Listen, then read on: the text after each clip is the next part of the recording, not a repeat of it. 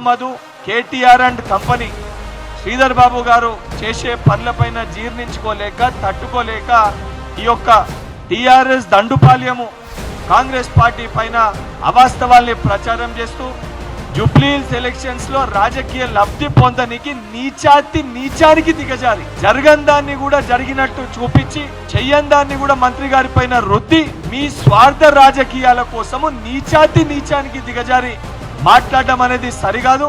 శ్రీధర్ బాబు గారి వారి కుటుంబము వారికి పేరు ఏ రకంగా ఉంది, ఏ రకంగా ప్రజలకి వారు అందుబాటులో ఉంటారు, ఏ రకంగా వారు తెలంగాణ రాష్ట్ర అభివృద్ధి కోసం కానీ మంత్రి నియోజకవర్గాని కోసం కానీ ఏ రకంగా విదేశాలకు వెళ్లి తెలంగాణ రాష్ట్రానికి పెట్టుబడులు తీసుకొని వస్తున్నారు. గతంలో ఐటీ శాఖ మంత్రిగా ఉన్న మీ నాయకుడు కల్వకుంట్ల తారక రామారావు ఇన్వెస్ట్మెంట్లు తక్కువ, బిల్డప్లు ఎక్కువ.